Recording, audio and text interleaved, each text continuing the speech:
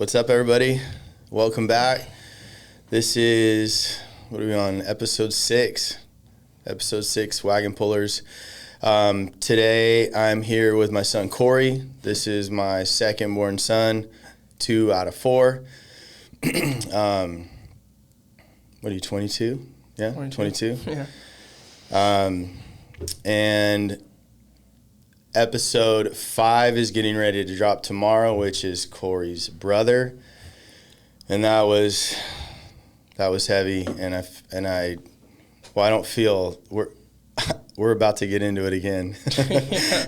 Which is like, I was just talking to my wife and your mom, so I'm like talking to the camera and you at the same time, but I was like, it's crazy to be filming this at the shop, and like me and you were just talking about like the water system broke like a half hour ago, and, Yeah. and then, all right, switch gears, we're gonna deep dive into some emotions and our story and stuff that, I mean, we've talked about a little bit, we've had some counseling sessions on some of this stuff, but we're never gonna, we haven't talked about it like we're going to talk about it today. So I feel like we just kind of want to take a deep breath right now and like transition from like shop work mode. I can't assume everybody knows what I'm talking about. Korey, again, we are at my shop, Shine Supply. That's where we record Wagon Pullers. It's 10:45 a.m. in the middle of the workday. Got my front counter right there. So we have movement around us, but I think that's kind of cool because it just continues to embrace like what this whole show's about, which is just keeping it real. So Korey runs all of our inventory here. He's in charge of inventory, all purchasing. So he carries a lot in his brain. So that's why I was like, let's just have a little pause so you can like come in and just drop into your heart, into your feelings, your experience,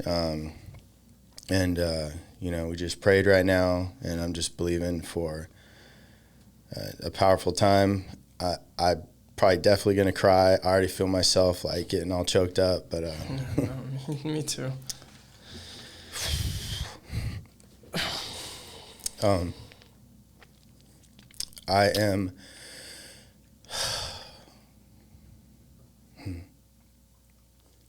I'm grateful to have the opportunity to sit with you.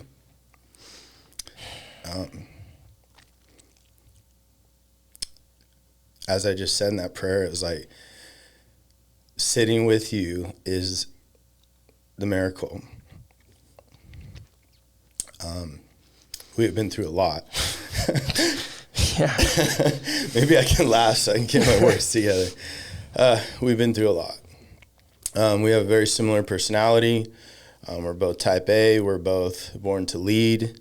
And, man, we have locked horns, And what we want to do today, we got some stuff written out. I got some questions written out here. But we really just want to bring people into our experience. Not just to like, oh, that's a cool story. But, I'm believing me and you are going to have a cool piece that we're going to take away where we got closer this morning. Maybe some additional barriers will be broken down. But also, we want to bring people into a thought process of like, oh, that's some strategy that I can implement. Like if I have gotten in a tough situation with my kid, or I've disappointed my kids, I've failed my kids, and I don't know how to jump back into a relationship with them and reconnect. I'm hoping that today we can bring people into, maybe some ideas and some strategy, and really the heartbeat that I believe it's important to have when you've walked through hard things, and especially as a dad and as a man. My ego wants me to just pretend they're going to go away and fix themselves, but they don't. No. Right? Like they don't fix themselves. And what you don't talk about continues to grow, and it manifests in all kinds of negative patterns and just become resentful. Yeah. And, we haven't done that. Like I had some failures and we've already brought people into that, but that's some of the stuff we're going to talk about today. And like, I have been real intentional to make sure that I didn't leave you behind in my healing process. So I had a responsibility to like make sure that like you're good. Yeah. And again, this isn't from an enabling place. Like I'm not enabling you, but it's like I'm making sure that I clean up my mess. Right? Yeah. So that at least as you move forward in life, you're not trying to clear a mess out of the way to walk down the path you need to walk through in life. Like I need to clear my mess that I left in that path out of the way so that at least you don't have that to deal with, along with all the obstacles life is already going to bring along your way. So, just give people a quick window, like what does life look like right now for Korey, 22 years old? Well, I'm 22, and I moved out in February with my brother Colby. That was a process. I mean, my little brother went to college. My older brother moved out, so I was the only one at home. So, I mean, that was kind of nice being able to spend time with you and Mom alone. But yeah, that being said, I moved out, so I live with Colby. That's fun. Most people know how he is. Well, before you jump ahead in that, because I don't want to spoil like some of these questions, like what's like just like a day look like for you right now? Yeah, just give people a quick window into like even like well, I'm you like revving your Mustang out of here every day at 10 a.m. break. Like what's just like a day in the life of Korey? Just a quick little window. Well, a day in the life of me, I come to work. I do all of our inventory. Yeah. I take care of the warehouse. Just kind of really try to be a voice to come to in there. So that's fun when it comes to the shop. And then I usually go home. I have a little cowboy corgi, so I hang out with him, walk him, and I really just like relax. Like I don't know, kind of like an old soul when it comes to, going out and stuff. Like I just really like to chill, watch sports, kind of just hang out. So, yeah, I mean, I'm kind of just basic when it comes to my activities every day. So. Right on. Yeah. So what we want to do today is we want to take people into kind of a story. And I'm going to lay out some frameworks so that everybody that's listening knows that we are going to bring them into a timeline. We're not going to like bounce all over the place. One thing I've really tried to work on in the podcast is like, I mean, I know there'll be some times down the road where maybe conversations just kind of go wherever, and that's fine. But for right now, my vision is to bring people into something. When they listen to it, they can track along. Yeah. Like, oh, okay, like these are the steps. So today, the first thing we want to talk about, and I'll just lay out the points we're going to hit on, mainly for the listeners. Your senior year of high school, which was 2020, COVID. Anybody remember that? My moral failure, the disappointment, that all kind of happened at the same time. So we're just going to kind of go heavy right off the gate. Yeah. And then that's going to lead into like the disappointment and the fallout and the family strain, like that season that you went into after that. And then we're going to move people into the reconciliation process that me and you have been in and how we're working together now here at the shop. And the final two pieces will be faith. Like I've heard you like mention, some things about how you're activating your faith and your maturity and your personal growth, and even some of the things that you might not be doing right now, but you're like, I kind of feel stuck or whatever, and this is something I'm working on. And then lastly, legacy and vision moving forward, and something that you can leave maybe a young adult listening to this, like some piece that you can leave them for hope, strategy. If they were in your shoes, what would you do? So that's the timeline we're going to kind of get after this year. So let's just jump in, bud. All right. First question is, let's get into the senior year. Right before that, I remember your senior year, I had been coaching you in football since Eagles. Like, when did you start? Oh, hi, Eagles. That's the youth football. Four years old. Yeah. So I had been coaching. I always used to tell you, like, I'm actually cheerleading because I don't know nothing about football. Yeah. So I was just, like, super hyped, Dad. Like, let's go. Come on. Yeah. Like, hit harder. Come on. And then I'd yell at you on the way home from practice when you'd want to quit, and like we would just butt heads all the way from like 4 or 5 years old. So Yeah.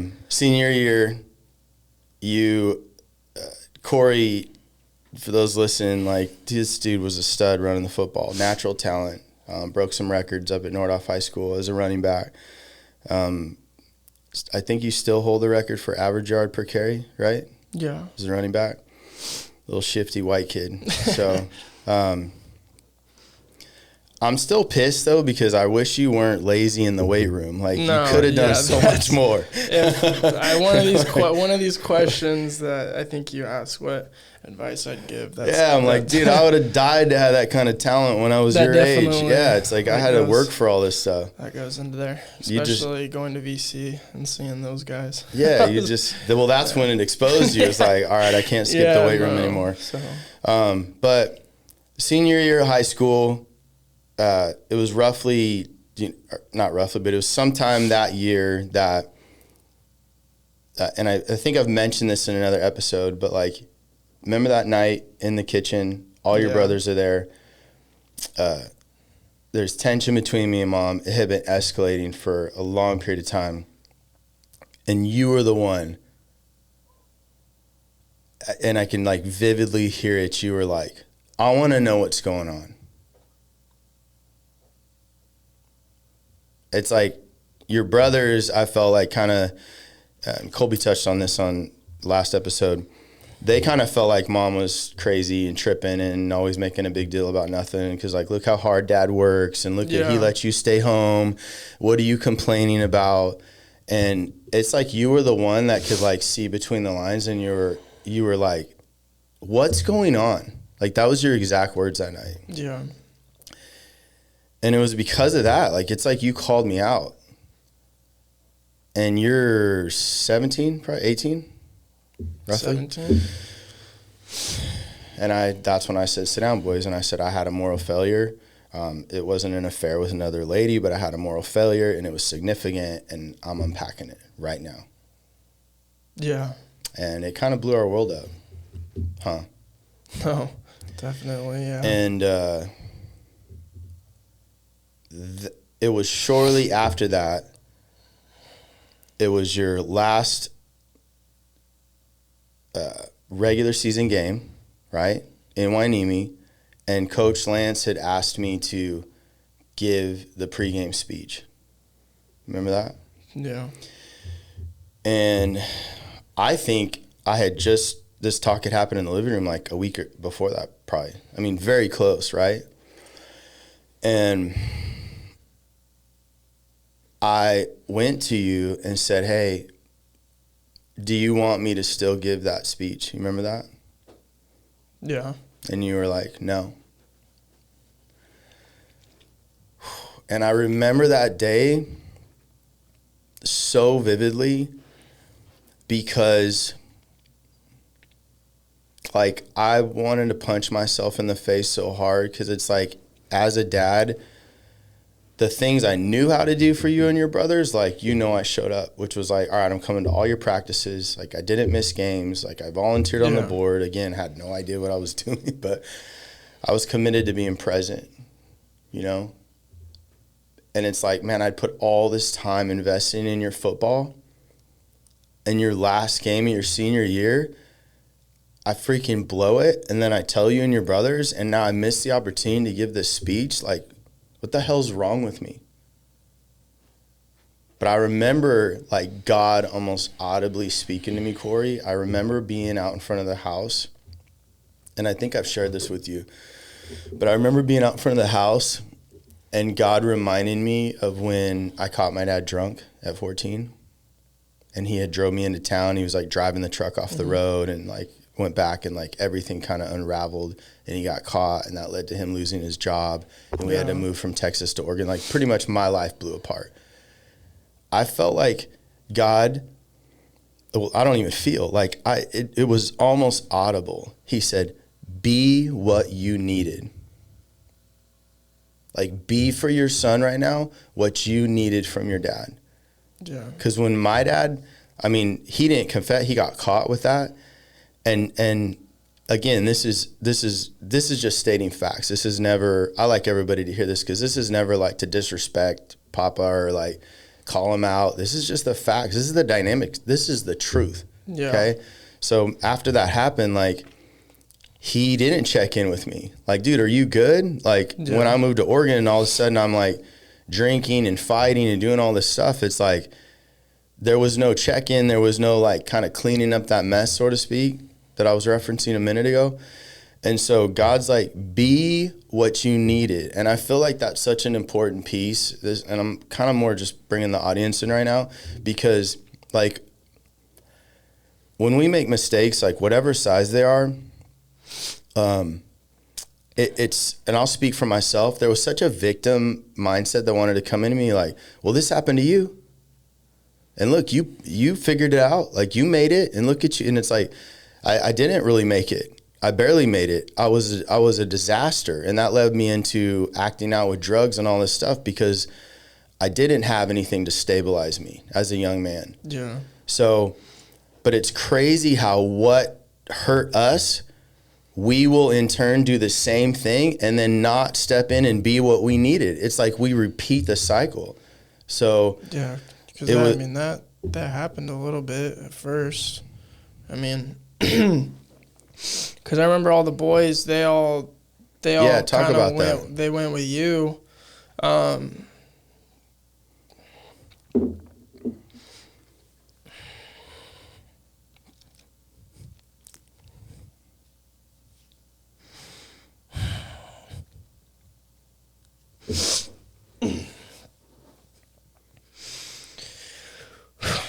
Yeah.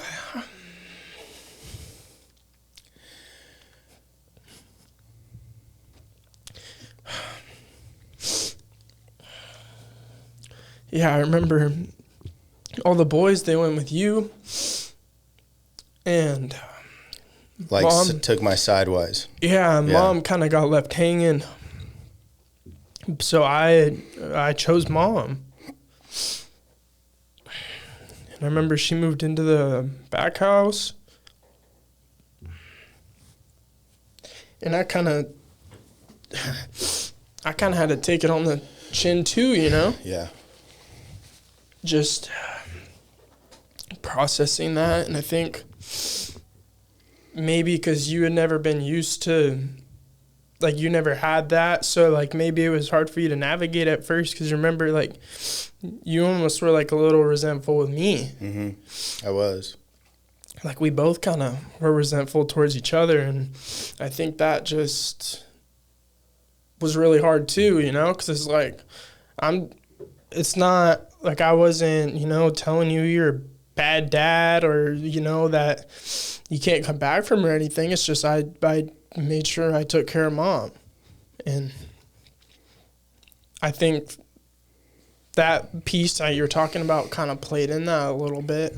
And then after you said you went outside that day, after I told you I don't want you to do the halftime speech, I think it kind of like all snapped, kind of like clicked for you, you know?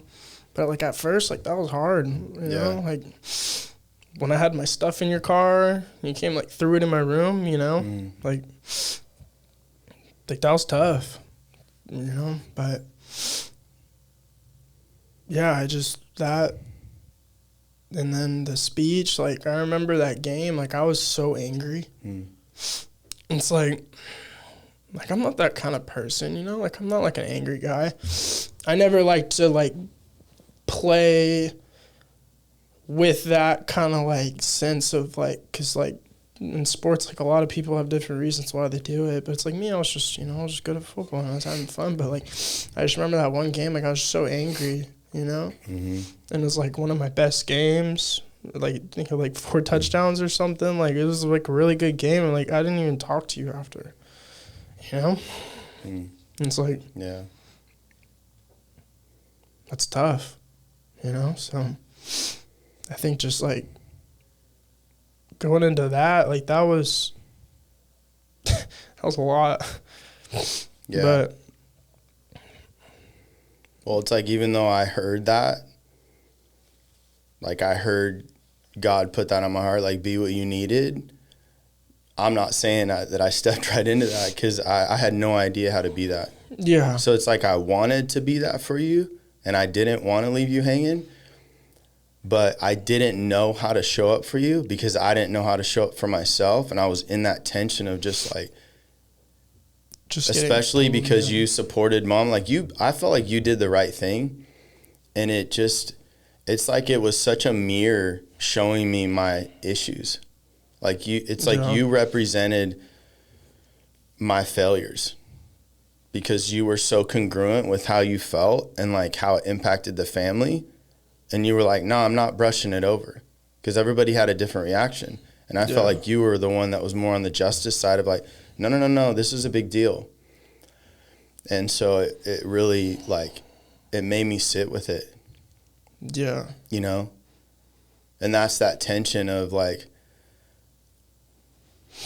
all right, what does that look like? If I know what I need to do as a dad, but I don't know how to do it. Like, can you kind of get into that just to unpack that a little bit more? Like, when did you see like me do anything positive to kind of reach back and pull you through that? Well, I think the first thing you did is you gave space. Like you didn't, I feel like a lot of people's problems are like when something happens, you want to just fix it or you want to speak to it. But it's like a lot of people and a lot of things, like you got to be patient with it, you know? It's like the boys, they took that way different than I did. And it's like you're having to navigate 4 different types of emotions from 4 different boys that the same thing just happened to all of them, you know? So, like, coming from my end, it's like that's difficult to navigate as well. But I think you just started to give me that space to be angry, be sad, be resentful, like whatever emotions I had, just gave me that space. And I think you just started to kind of like, we just kind of eased back into it a little. I mean, I was still going through it up until like last year. And it's like, you were doing everything that you did. You went to counseling with mom and you went to counseling with yourself and did all these pieces, and we had that family counseling meeting. But I just, at some point, it started to like be me. You know, but like I never really noticed. I think you get so clouded by like what happened and like what it did to you that you don't really see the steps that are being taken.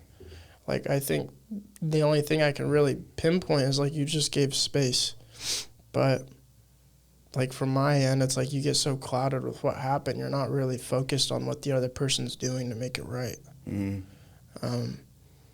And I think that's why it took me so long, you know, because it's like I never really was focused on the steps that were being taken to resolve the whole thing.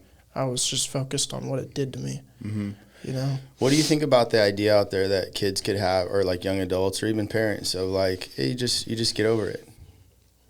Like your dad made a mistake, or this person made a mistake, and they ask for forgiveness and whatever, like you just get over it. Like, what would you say to people that have that mindset that you just get over it? Do you think you just get over stuff? No, you don't just get over it. It just comes out in other areas. Yeah. Like I would say I'm fine and I'm good, but anytime you would, you know, press me, like I would blow the top off. And it's like, but you know, I wouldn't realize it.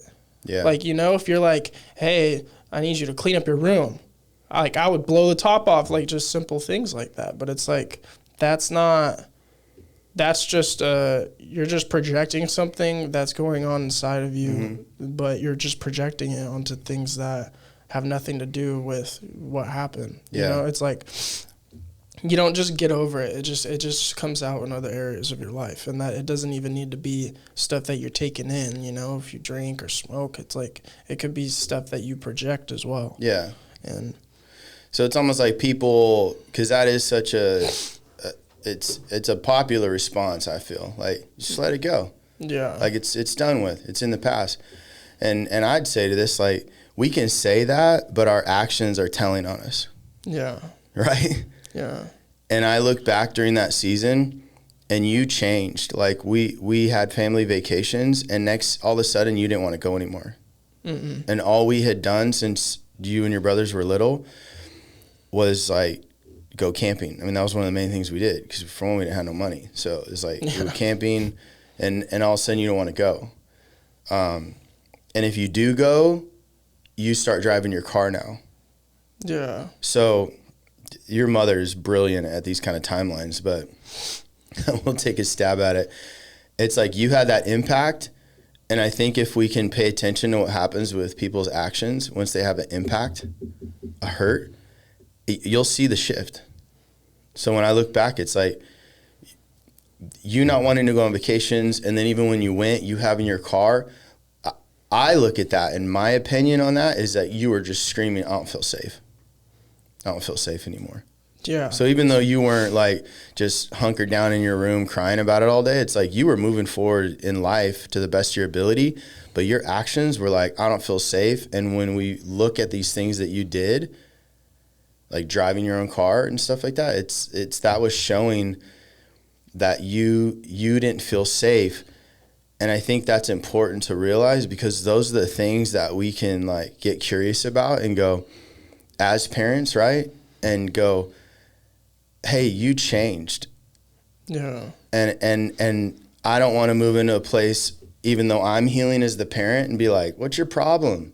Like, that was 4 years ago, or that was 8 years ago. It's like, you're still in that impact, and I still have a responsibility to the best of my ability to make sure you're moving forward and you're healing and you're not getting stuck in these areas of your life, because I want to make sure you're moving forward in who God created you to be. And I know there's a fine line in that where like it could turn into enabling, you know, where like you're just not wanting to heal and not wanting to do the work. Yeah. But that's not what I'm getting at, right? I'm getting at how much responsibility I had as your dad to make sure that I was doing my part. So number one, you said I created space. Yeah. Like what's something else that do you think happened during that time to help, maybe even something mom did to like help you not turn to drugs, alcohol, like, you know, or maybe what's one thing you saw that you did turn to? Like, if you're willing to be open about that, like, what's one thing you look back and you're like, this is something that prior to that happening, like, you didn't need that the same way, and now since that happened, you kind of see this little dysfunctional pattern in you, if you're comfortable. Well, I think that it's just, I think you try to hold on to the things that were good. Like, I think after all that happened, like, you had built such a reputation within the family that, like, you just gotta, you know, just, like, hard work and working hard. So, like, I noticed, like, you didn't, like, nothing was left untouched that you were already doing, though. So it's like you still continued to provide and make sure that, you know, we had everything that we needed. So I think that would definitely help, because I feel like a lot of people that they do something, like they fall apart, you know, and I think that leaves a lot more residue on like a son or a daughter than what you did, because like what you did, but you didn't go backwards after that. Like you didn't even halter it. Like you continued to move forward. So it's like as a a son, like I can grab onto that, and and you can drag us if you need to, but it's like at least we're moving. Where I feel like a lot of other problems that happen, it's just it comes to a stop or it goes backwards, and then it's like there's nothing I can grab onto, But I think when mom moved out, you took it on the chin, and you didn't disrespect her at all, and you just continued to provide, and whatever. And I think what helped a lot is you made sure that she still got everything that she needed, regardless of how she felt, or what she said that she needed you to do. So I think that was really important, because just from everyday standpoint, it's like everything was the same if you think about it, like outside looking in. Yeah. So it's like I almost tried to just see everything outside looking in. It's like, okay, I'm still going to school, I'm still getting food in my stomach, I'm still getting everything I need. So it's like everything's fine. So I think that's where like everyone's like, I'll just get over it, because it's like the world keeps moving, but it's like now there's like a lot of residue from it that I'm still dealing with. And but the thing is, you did all the steps you needed to in your process to make it right with yourself and us, that it's like now it's my responsibility. So, and I can't blame you for any of the things that I didn't work on while all that was going on, like I still got that residue with my car. Like it's weird. Like I drive a Mustang that doesn't get the best gas mileage, but like I'll still drive everywhere, because it's like my safe space. It's like I know I can leave or go whenever I need to. I will say I was proud of you. We went to the fair last weekend. And you're like, who's driving? And I'm like, oh, shoot, here we go. Yeah. And I was like, look, Katie has one parking pass. Let's just all hop in her truck and ride. And you were like, okay. Yeah, no. I wanted to be like, hey, I'm proud of you riding with us. No, I was like, so I ain't going to make light of it. I'm working on it. I mean, I think if anything I resorted to is bad relationships. I mean, I think you find a lot of security, and I don't think my thing was drugs or anything. It was just people. Like I tried to resort to people to make me feel more like family. Like I never had like a sense of like not having friends or anything. I just always have had that like that family sense that I was missing.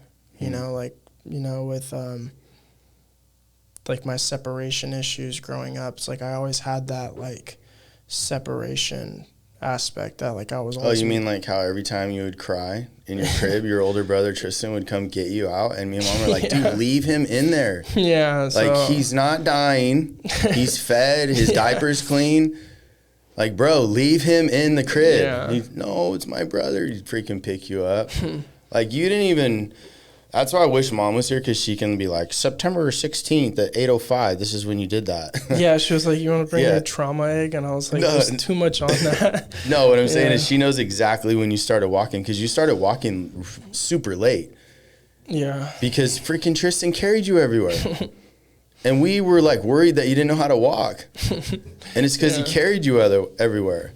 And it's crazy how we've watched you now as a young adult, like, you have that little tendency, like, carry me. Yeah. And you're addressing it, but it's crazy how these patterns just continue. Yeah. I think it's so important for people to understand that, is like all this does matter, right? Like society wants to dismiss this stuff and be like, you don't whatever. Just get over it. No, it shapes us. It's reflecting in everything that you do. Yeah, it shapes us. Right? And our life, like I said, it's telling on us. It could be even down to why you drink so many energy drinks. You probably have a lack of something due to something that happened to you. It's like I have problems with that too. And it's like my lack of sleep drives me to drink more energy drinks, but my lack of sleep is derived from something else. Yeah, there's a root. But it's like it all stems from something. Yeah. Like, if you go to the doctor and they tell you you're okay, and all of these things are still happening with you, it's like there's other things that are going on. So You graduated during COVID. Yeah, that was tough. You didn't get to walk. You didn't get senior night. You didn't get any of that stuff. We had to watch you from inside my truck. It was wild. Yeah. And no, we will not rabbit trail and like vent about COVID. We will not do that. But yeah, that was nuts. Like watching you, we couldn't even like stand outside the truck. Yeah. That was another moment where I put how I felt over how you felt. I remember I was so pissed off that day. Remember that? Yeah. I was like furious about the rules and regulations out here in California. And I was like completely polarized by it that like I didn't show up for you. And I felt like that was just another piece. It's like I didn't have the ability to look past how it was making me feel and be there for you.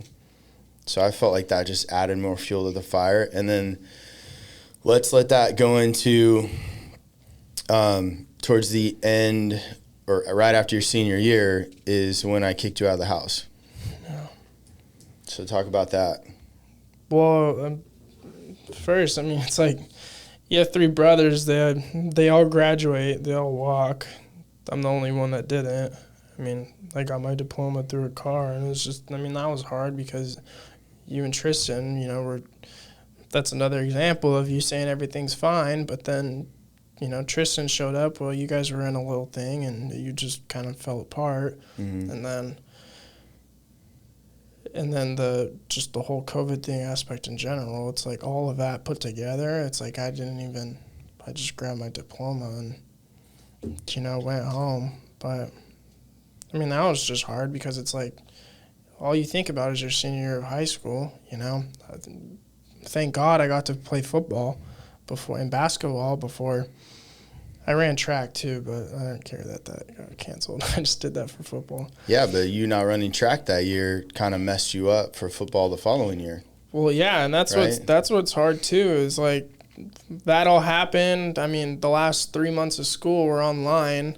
Had mom taking us on nature walks for PE. I'm like I'm a senior in high school doing that. Yeah, that was wild. Yeah, like, and then she had us on lockdown because mom was all crazy. She didn't know what COVID was, so she had us on lockdown to say hi to my friends through the window. So, but yeah, that was just that was tough. And I mean, looking back on it, it would have been nice to graduate, but I mean, instead of feeling sorry for myself or sad about it now, it's like I do have an opportunity to finish college if I want to. And yeah, you know, so I think just not playing the victim with that and getting that done, like I can make up for that. Like there's an opportunity. So, and then, yeah, I mean, it was hard too because I was trying to work. I just graduated, and I think I had a conversation with mom one night, and you guys wanted me to pay rent, and I was already all over the place, like couldn't hold a job and struggled with just daily household stuff. And we got into that argument, me and mom, and I left, went to the lake, and I came back and you had all my stuff outside. Yeah. Everything. And I straight got out those hefty trash bags, packed up your whole room. I remember I tried to go into the house and you told me you're not coming in. Well, remember I had told you, I was like, you mouth off to your mom again, I'm going to kick you out. Yeah. Remember that?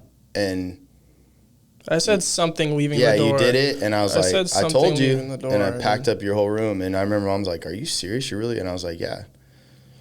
Yeah. But the way I went about it, yeah, I was just like, nah, you're not even coming in the house. Get your stuff. Like, literally, like, I don't care where you go.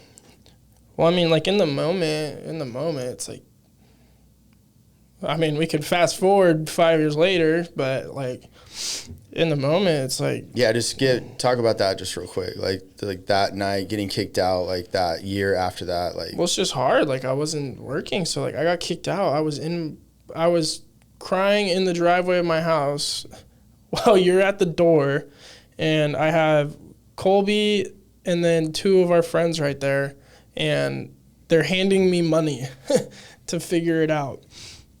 And then Yasser ended up telling me I could come crash at his house, and I go to Yasser's and I crash there, and all my stuff was in my car, and I was just, you like get so angry. But then again, like at that age too, you get such a like middle finger attitude, you know? It's like, you're like, no, like you're not even like sad. It's like, you're just mad. Yeah. It's like, you know, but I mean, like looking back on it too, it's like a lot of it, like I was just sad myself. It's like, I just couldn't figure it out.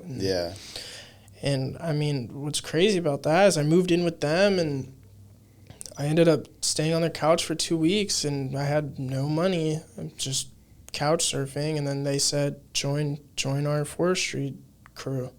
They just did like a bunch of forestation and vegetation stuff in Lompoc. So, which is like an hour and a half away from here. I couldn't hold a job for a day, let alone 2 days.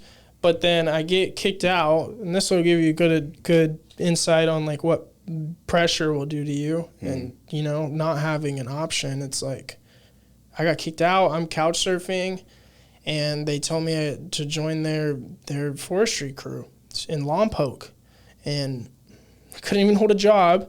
So I'm like, okay, like I'll try it out. I left at 4 a.m.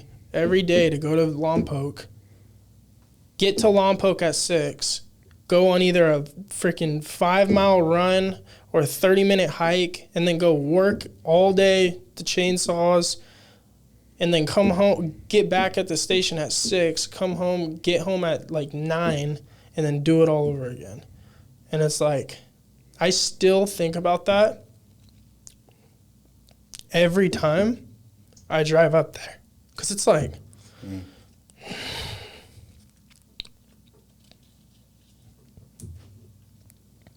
it'll change your life, you know? Like, it will. It's like, I think people that, like, you just can't play the victim, you know? It's like, I could have played the victim, and I could have sat there and just been like, no, like, I'll just sit here, or I'll go do this, or I'll figure it out. But it's like, no, like nobody's coming to save you. So it's like, I got up and I went every day. Like, didn't miss a day. Not one day for 6 months, 4 a.m. in the morning every day. And it's like, it's not like what you want to do. Sometimes it's like what you're supposed to do, like what you have to do. And it's like, you find the goodness in that, you know? It's like, I found being up there with those 15 guys just doing, you know, just grunt work and just cutting all these trees and stuff. It's like, we never saw fires. We were just cutting line. It's like, it's basically like training for what a Forestry Service crew would do. It's like, and it's like, I was getting minimum wage, but it's like, I loved it because it's like, it like woke me up, you know? It's like, you don't have an option. It's like, it showed you what you're capable of. And it's like, you have to be here. And it's like, and when you have to be somewhere, you can't be so hyper-focused on, like, how bad it is, or it's just, like, you just enjoy it for what it is, you know? And it was, like, with my homies and stuff, and it's, like, that was hard, too, because where I was living, I just had some issues with one of the brothers, and that was really tough on me, too, you know? Yeah, that was gnarly. Yeah, and like I won't get too deep into that just because they're my friends, but yeah, I had some issues there too, and it was really tough not really having a sense of home, security, and you don't want to tell your parents because you don't want them to like worry about you, but yeah, like that was a rough season, and after I did that for 6 months, and I decided me and you and Mom reconciled, and I just kind of stepped up to the plate, and, you know, you guys laid down some boundaries, and I came home because I wanted to play football still. Yeah. So, but yeah, like that time period, like getting kicked out was the best thing that could have ever happened to me. Like, if you never kicked me out, if you, for even one moment, thought I wasn't going to come home or, like, I wasn't going to be, you know, like, if you just had any, if you, like, didn't do that, like, I would have never been who I am. Like, getting kicked out, like, changed me. Like, it, like, woke me up. It's like, what did it teach you? Like, if you could summarize it, like a sentence or two. Like, just don't, you're not going to get handouts. Like, I feel like a lot of kids in my generation nowadays, like, it's just handouts, you know? And then, it's, like, if you do social media and all of that, like, that's cool. Like, no hard feelings there, but it's like there's a lot of handouts now, and it's like you can get so focused, you can get so hyper-focused on that, like, what everybody else is getting and doing, and it's like, at the end of the day, it's like, it's not, like, because that's what I was doing. I was looking for you and Mom to just help me out and bail me out and bail me out. But it's like, as soon as that wasn't coming, it's like, in your back against the wall, it's like, it's... Do you think, like, you almost learned in that season that you can walk on your own? Yeah. Almost like that metaphor from when you were little? Yeah. And I, like, even though that was like I don't like how I did it, but I did keep my word, right? Yeah. Like, you were smart enough, and that was a pattern, and I kept my word, right? I was pretty aggressive with it, but I feel like I was at a crossroads as your dad because of my own shame, because of what I had blown it with, moving to start enabling you. Yeah. Which really is just to make myself feel better. So I am grateful that even in that season where I did have a lot of shame still that I was working through, I still was like, I still got to be dad, and I got to, like, hold my boundaries, and I got to make sure I'm teaching my kids life lessons, because I feel like we have one window as parents to teach you guys stuff, and then once you're at your age now, it's kind of framed up. Yeah. Is that a fair statement? Yeah. I mean, not that I can't teach you stuff now, but it's like, when you're in the house, that's the window to, like, really teach you. Yeah. Right? Like, I can influence you now on little things, but I feel like that's the foundation. The foundational period is, like, when you are in the house, you know? And I feel like you learned in that season, too, that consequences can be a beautiful thing, you know? And we can either grow and learn by consequences, that old statement, like, you just got to learn the hard way.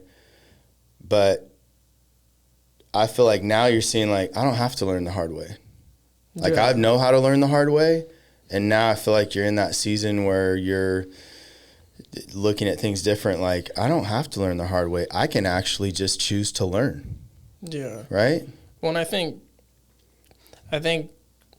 if I were a parent, after going through what I've gone through, it's like you can't be scared to let them learn the hard way, though. That's good.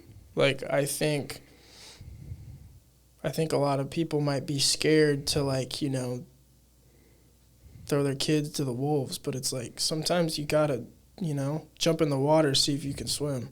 It's like, that's a powerful statement. Because why do you think parents don't do that? Your opinion? Because I just think, I mean, like, just my full honest opinion, like, I just think, well, we're kind of honest in here, so yeah, I just think some families just weren't raised they were just raised different. Like, you know, like, I think the way you were raised, like, you instilled that in us to where, like, when you kicked me out, like, I knew, like, my back's against the wall, like, I'm swimming. Like, there's no other option.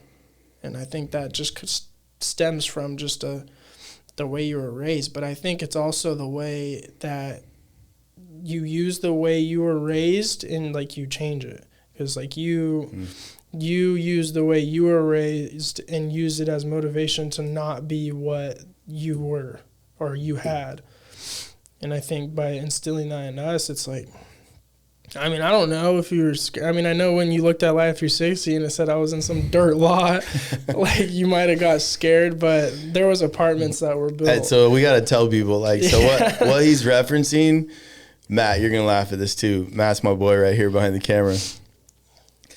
The night I kicked him out, we have this app on our iPhones, Life 360, where you can like track, and like Mama likes to look at it because she can see how fast they're going and like lecture him. So when I kicked him out, I love that you brought that up, because I was hurting. I was so sad that I'd done that, but I knew I needed to. So I'm checking Life 360. Like, where did he go? And Life 360 had not updated that they had done some construction in Ventura and built apartments where there used to be an empty field. So I'm like, dude, he's in his car in an empty field. He's sleeping in his car. And like, I remember Colby's mom like, Jerry, you're tripping. Like, that's Yasser's house now. Like, they built apartments there. And I'm like, and I had carried that all night. Like, the next days when I told him, I'm like, oh gosh.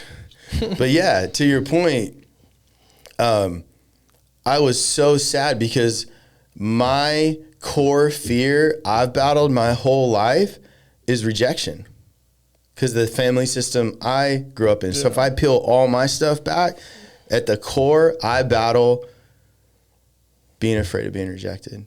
And so when you come in as a parent and hold hard boundaries and have to give your kids consequences, you're going to get rejected. Yeah. You freaking sent me a letter.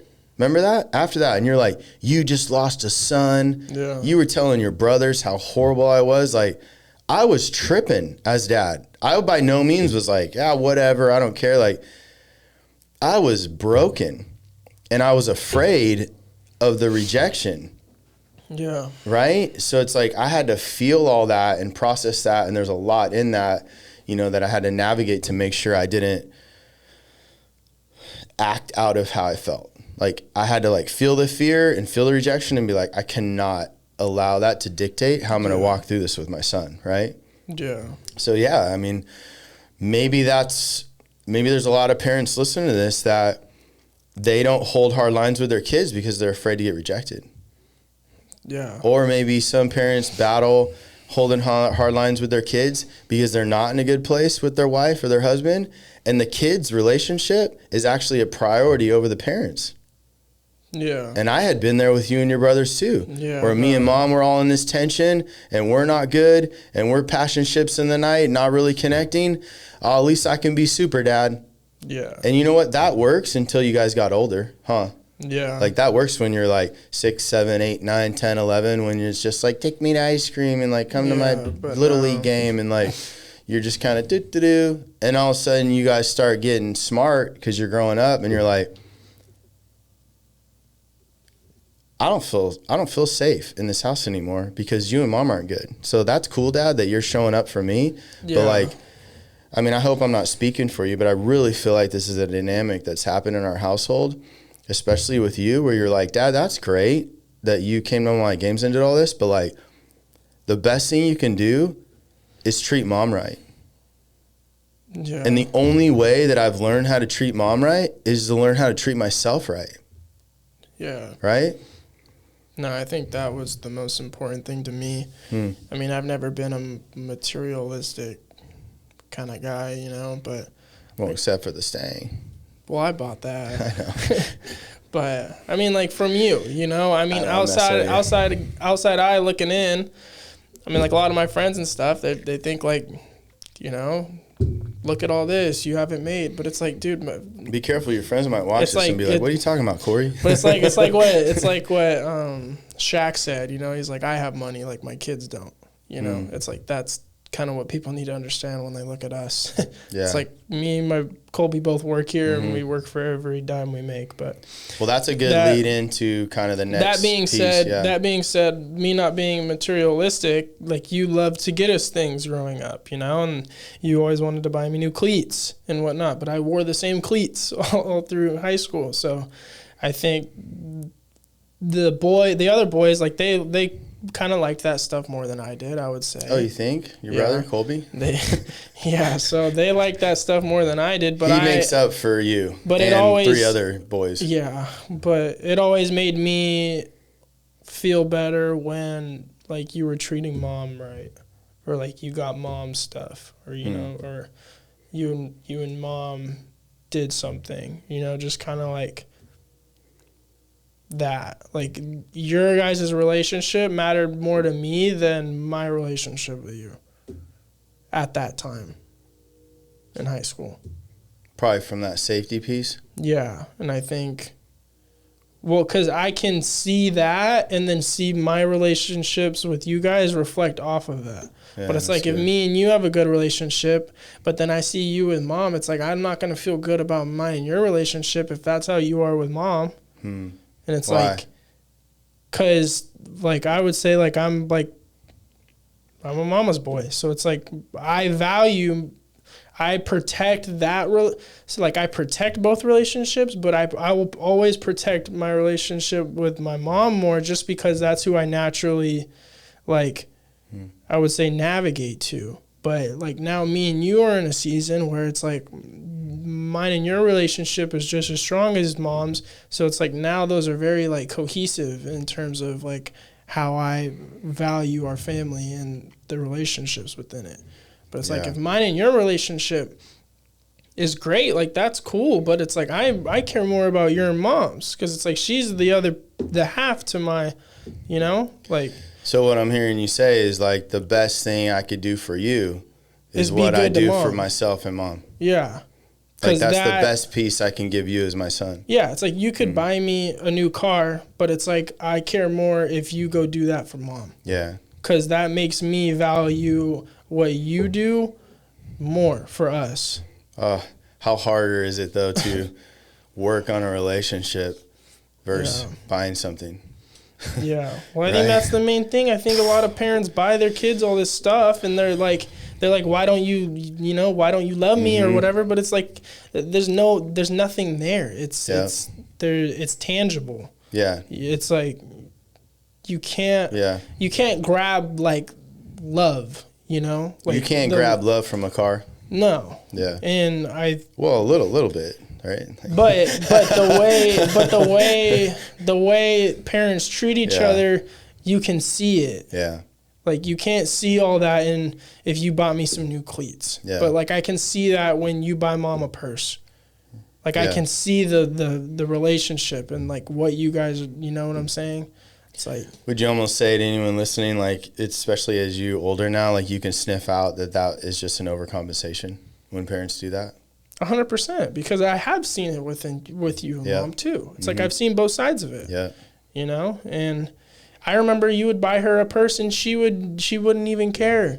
She wouldn't even say thank you, because it doesn't matter to her. She'd be like, you can throw that in the trash. I mean, like now she likes it. Now she likes it, but because she's getting my heart now, right? And it's like it's safe. Coming from she can see it. Yeah. You know, it's not just Well, that just shows what a real one mom is. She ain't shallow. So she's like, I don't need it. Yeah. It's funny. I was telling her yesterday. Anyways, that's a rabbit trail. But that's good. That's good stuff, son. And you know what I've noticed? Like when we are out and about and we'll put a post up on Instagram or something, like you'll be the one that slides in and like hearts it and be like, love seeing this. Yeah. So.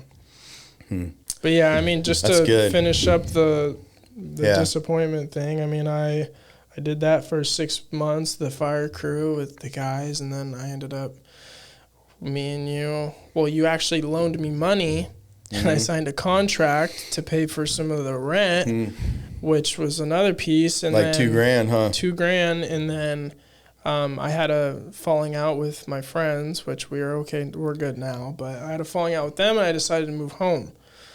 Answer this piece again, just to keep bringing people into this. Like,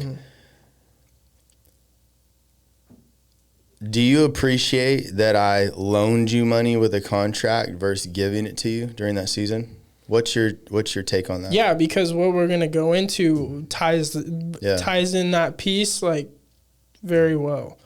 Like, so just hold on to that. Yeah. Because then I moved home because I decided I wanted to play football. And at this time, I still owe that money.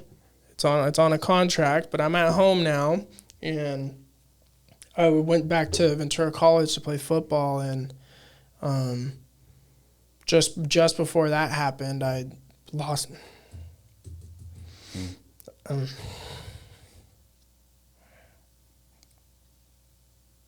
Dang, I did not expect that. That's all good. That's a heavy one. Well, I came back to play football, and I started working at the shop part-time to pay you off. And then I remember when during that time, one of my best friends passed away.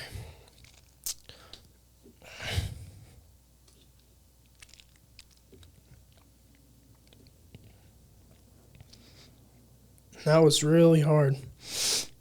And it's hard because you try to,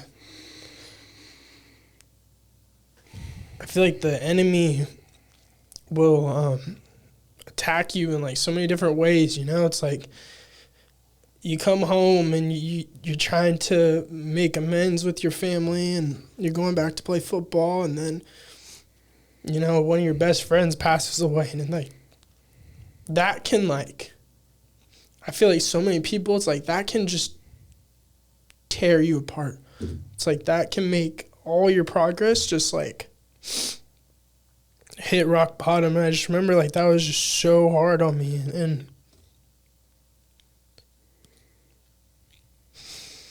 I remember I was working here. I was in our downfilling unit, and I think you walked over there and you grabbed me and took me into the trailer and told me. And it's like, man, like,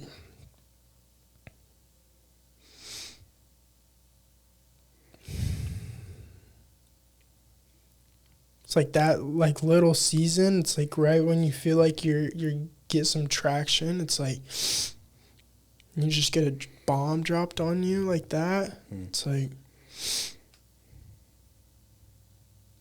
and then like it's what's hard too is you start to blame yourself a little bit, you know, because like he had texted me to hang out, and you know you get so caught up, and then that happens. It's like you start to like blame yourself a little bit, and then you can like backtrack, and you know. So I think going back and playing football really helped me, because it's like that's where it's like it's not about taking drugs and drinking and doing stuff that's like gonna make you feel better. It's like you gotta grab onto something that like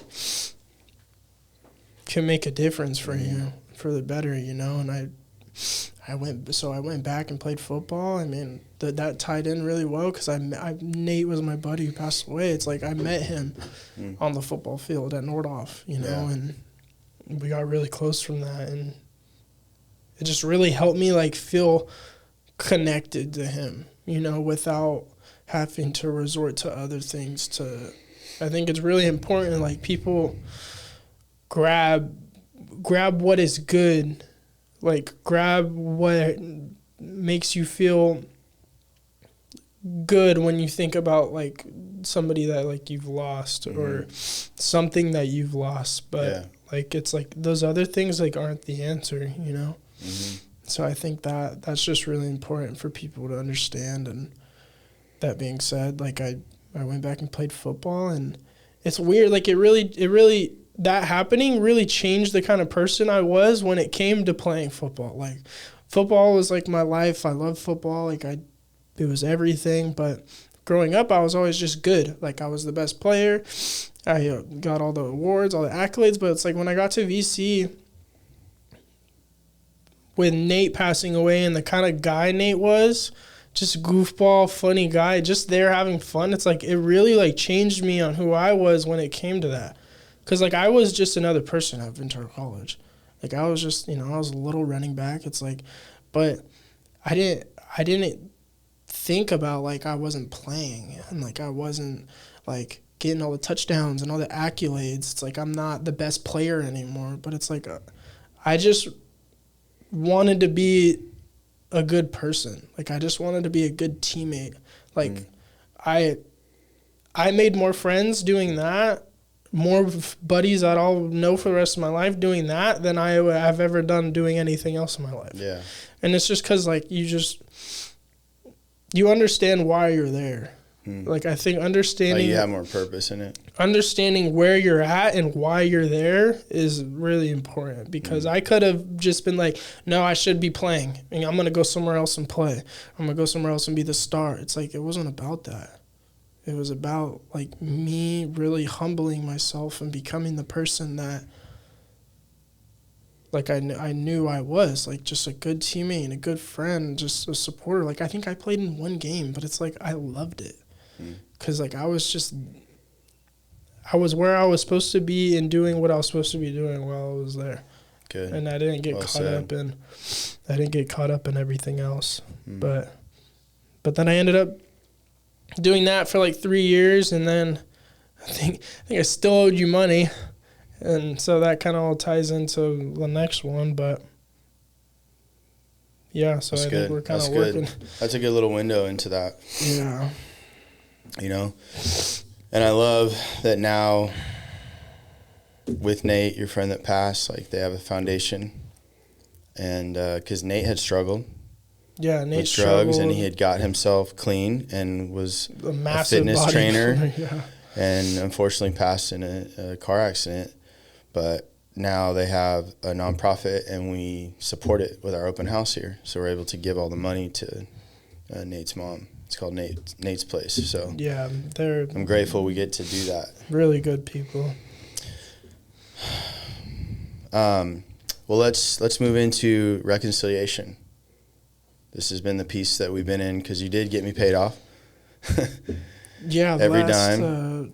And you kind of bounced around some jobs, and we won't go into all that. We'll just get real intentional, kind of the last segment of this pod, into the reconciliation piece and working together. So you got me paid off, bounced around some jobs, and then decided to, or I don't even think it was decided. I think you kind of came here and you were helping out a little bit. I was helping out a little bit in and out, and then I got my job at Lure. Yeah. While I was playing football, and then I still owed you money because I've been here, full time a year and a half? Mm-hmm. So I think like a year and a half ago, I owed you a little bit more money. So I started working, and then that's when when we were moving, and then everything kind of we won't get into that. No, everything. We don't want to disrespect anyone that has worked here in the past. No, it just kind of snowballed a little bit, and let me give him a little window. Like, basically, Korey, you started coming here and helping, and you were spotting issues with our inventory. Yeah. That the person that was in charge of that was dropping the ball with, and so here you come in as a 21-year-old, right? 20-year-old. 21, yeah. And you're like seeing little things, and you're bringing it up to me, and I would kind of like, hey, you just need to put your head down and work. Like, don't disrespect my person in that position.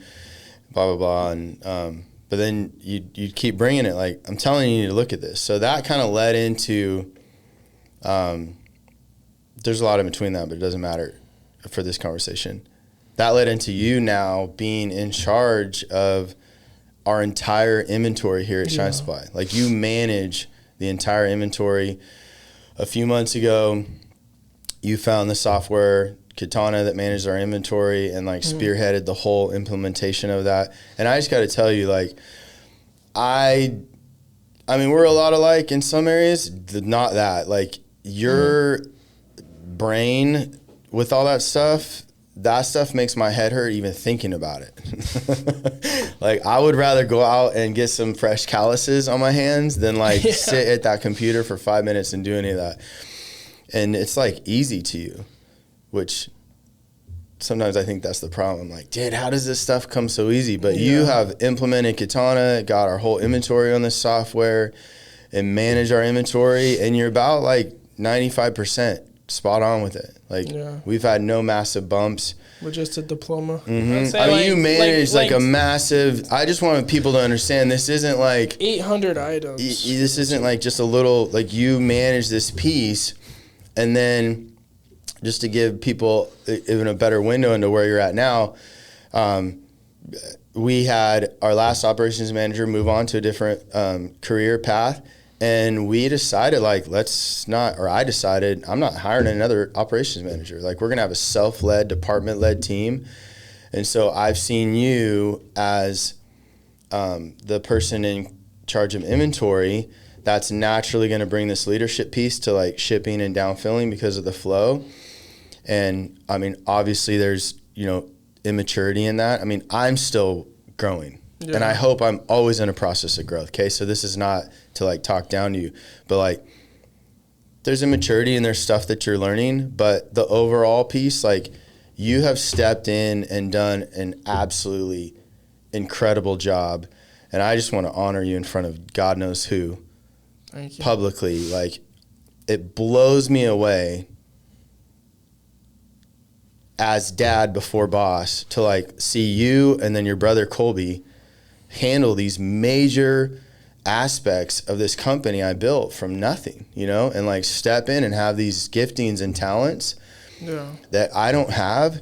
And I am not intimidated by them. As you know, I am like, how can I support you? How can I fuel this? Like, as your dad, I want you to go way farther than I did. Like, I want that. And I look at the best thing I could do right now in this season of the business, and maybe I'm jumping ahead, but just like model me being my best version. I feel like that's the only way I can support you guys.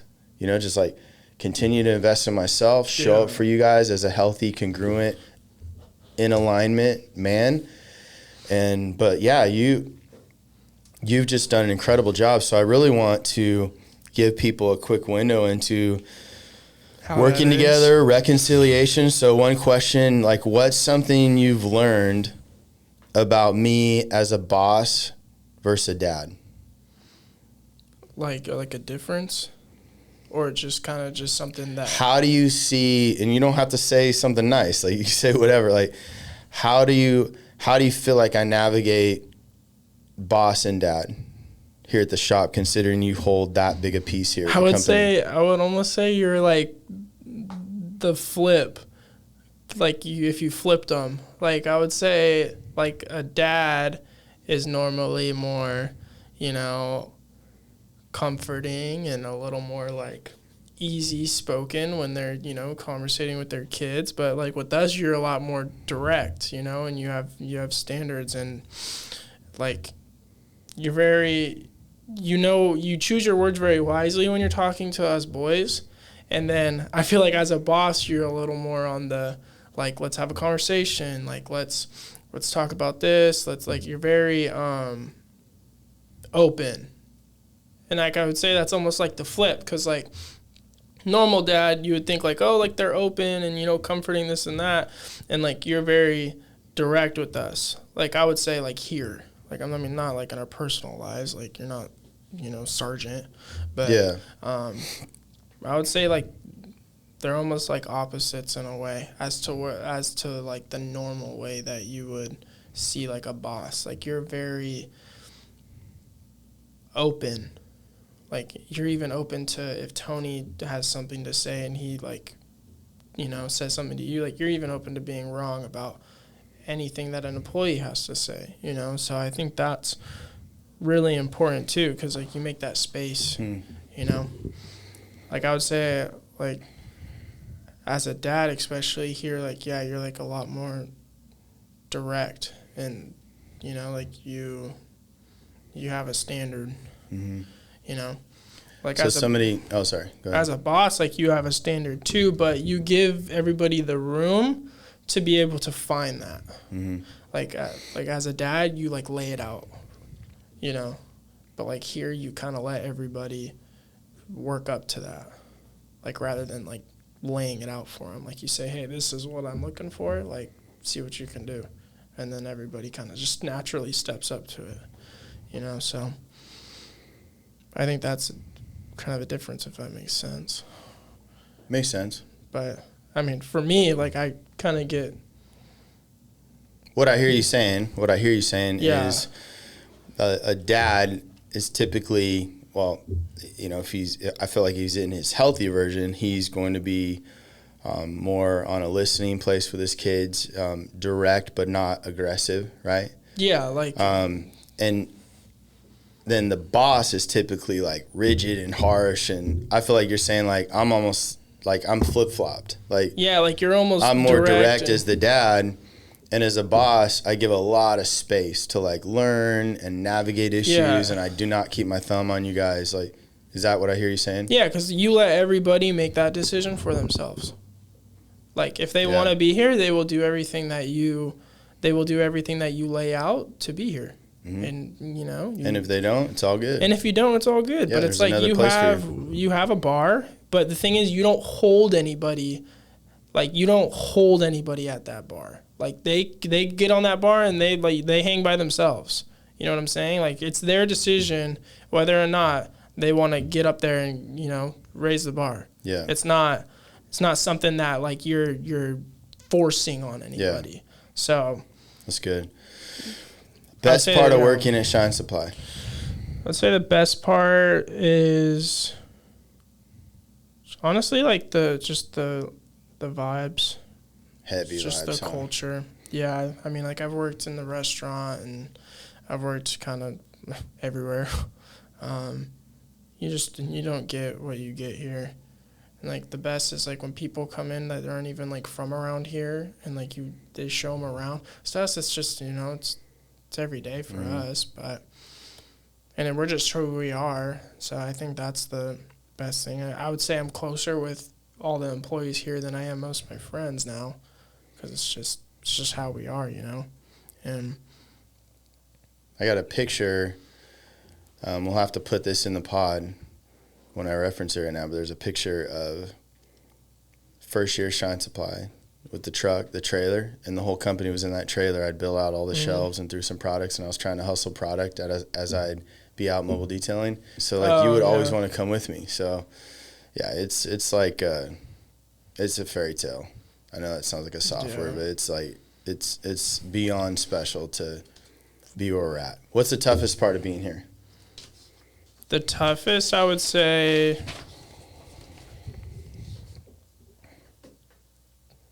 try to like word this right. It's like,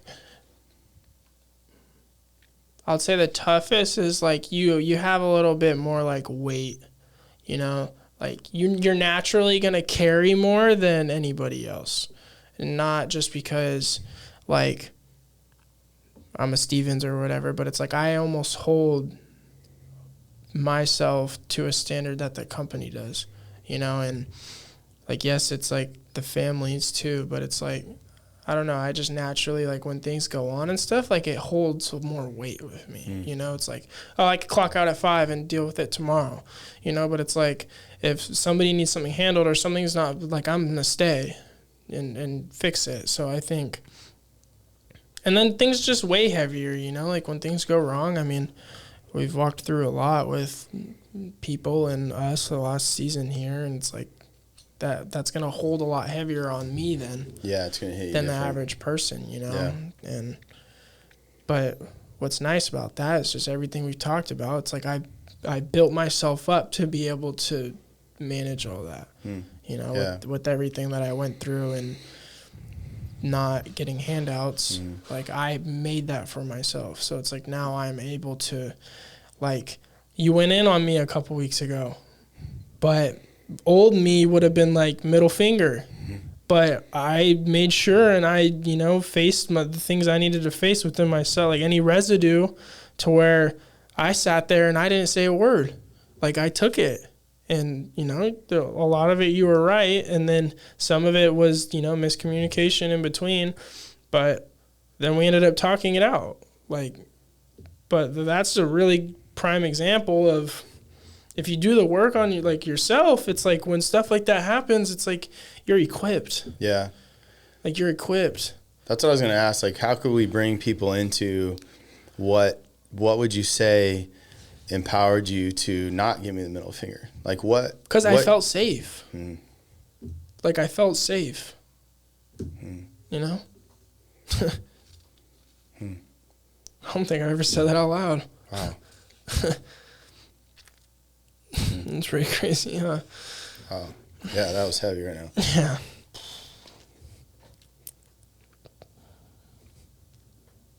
Dang. Yeah, I think I just feel safe.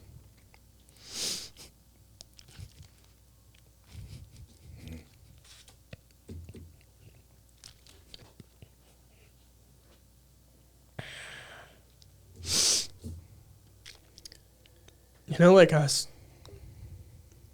It's just nice, you know? Like, after all of that, it's like, you can still make it out, you know? And, like, it doesn't matter how small it is or how big it is, you know? It's like, it all weighs the same down the road. Like, down the line, like, it all weighs the same. It carries the same weight. Like, it doesn't matter what it is. It's like, you can't let anybody tell you that what you're going through doesn't weigh as much as what they're going through. Because, like, down the road, like, it all weighs the same. But, yeah, I think it's nice. Like, it feels really good, you know? Like, I wouldn't have wanted to do it any different. It's like, I think most people would be like, dang, like, you've been through a lot. But it's like, yeah, I would do it all over again if it got me to where I am right now. Like, I'd do it all over again, you know? It's like, there's still a lot I'm working on, you know? Like, internally, but, like, yeah, I feel I'm safe. That's a good feeling, so. And I think it's what's helped me thrive here, you know, because to be honest, like, you know, the average kid's like, oh, I don't want to do what my dad did, you know, like, but like I enjoy coming here every day, and like I like being here. Like before, it was just a job, but like what I just said, it's like you don't always get over it. It's like you just don't realize the things that you don't like to do are because you never got over it, you know? So, but yeah. That's so good. Yeah, that's... It's like pain partnered with purpose propels you. Yeah. And when our pain is not partnered with any kind of purpose, it will park us. Yeah. And we literally stop growing from that point. And we just become this older version of whenever the brokenness happened. You know, so I'm proud of us. Huh? Right? We got a lot to work on, but, you know, we got a new foundation, you know? Yeah. Last thing, actually two things. From your perspective, what's something that stood out the most to you about me as your dad? Just say you never quit. Like, you never quit. I don't think I've ever seen you quit at anything. Like, I would really have to think about something that I've seen you quit at. I think that's really important for me. You know? Because it helps me because there's a lot of things that I've quit at. And it's like, as long as I see that from you, it's just a reminder to me, you know, that like it's possible, like, you know, like that's really stood out to me. In so many areas, everybody would have quit, you didn't quit. So. Thank you. On the flip side, what's something I could work on? as your dad? What's something I could do better? I would say laughing a little bit. Not being so serious. Having some humor. Yeah, I think. I'm working on that. But that's been nicer too. You've kind of come out of your shell a little bit. But like us boys, we're all goofballs. So in the past, you used to be like, "What are you talking about? Like, I know. what is that?" It was so intense all the time. No, but yeah. So unless I was drinking, have a couple drinks, and all of a sudden, oh, hey, there he is. That's why my sobriety has been so massive. Like, I've felt moments of like genuine happiness for the first time, like since I was, started, like whether it was drinking or, my teenage years, drug use. It was like I really connected like fun and happiness around some kind of intoxication. And it's been so rad being sober and having like little glimpses of like, oh wow, like I was funny right now. Yeah. Like sober. No, yeah. Like so I made the kids laugh. You've definitely been working on it, but I would say that's probably the one thing. Because you guys are funny. Especially you. You're funny. Letting loose a little bit. Like even last night at little Jeremy's dinner, that's our youngest. He turned 21 last night. And we were like being funny. And it sounds like super good, but it's like that's not normal for us. I would normally be like all rigid and again, unless I had a drink, but just it's refreshing. Yeah, like we just had a good time. Yeah. Yeah, it's so good. All right, this is the last piece, faith, and your personal growth. Where has faith, and this is so important for people to hear, especially from a 22-year-old, because I'll keep hammering away at this message that I'm not talking about church, right? Yeah. I'm not talking about religion. I'm not talking about following a set of rules, checking boxes, trying to, make God happy with you. I'm talking about like real, active faith, like God and Korey, like God becoming real to you, not because of what I say or anything, but like how has he shown up in your story so far? I think God has really shown up in my story just because he's just always he finds a way to reveal himself like through things like in my life. Like I think like a prime example would be like I don't know if Mom told you about like that night at the beach when I was falling apart and I didn't really know what to do and I just texted Mom and she just like sent me all these messages and this and that. Like I think there's a lot of stuff like that in my life where it's like that wasn't necessarily Mom, like that was God showing up through Mom and what she was telling me. And there's just been a lot of stuff like that, and it's like that's not just normal, like things like that don't just happen. And like I've seen a lot of it in the stuff that's happened like here, like this is not normal what's gone on like here and how this got to where and like where I'm at. It's like that's not normal. And it's like you have your moments where you kind of shy away from it, but it's like I'm just really grateful. Well, my prayer for you and your brothers most mornings is, God, just be real to my boys. Just be real to them. Yeah. Like I think praying and just having that sense of like God being there with me like really helped me like when Nate died. Like understanding that God was using Nate to kind of work through me a little bit, and help shape me. I think we can get caught up in all the bad things that happen and say like, why would that happen to me? And like, why would God let this happen and that happen? But it's like he's just using you.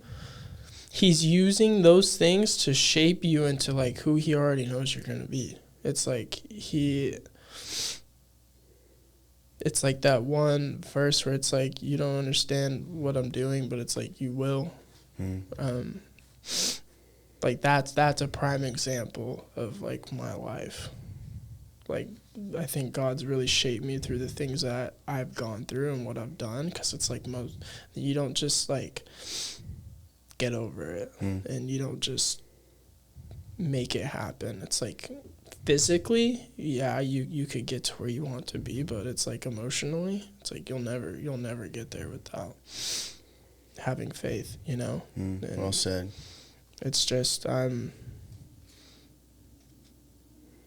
just really grateful with where I'm at, and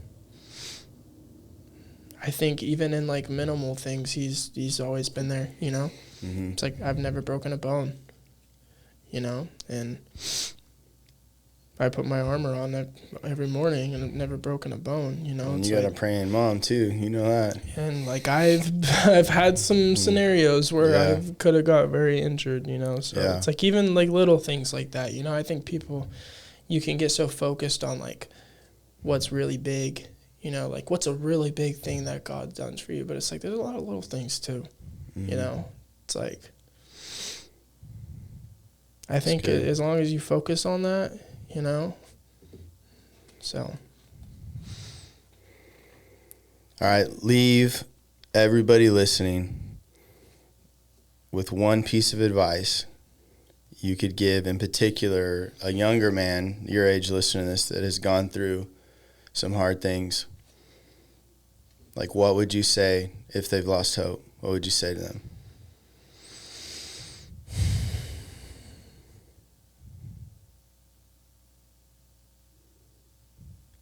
I don't know, just like looking back on it and just like what I'd tell myself, it'd just be like,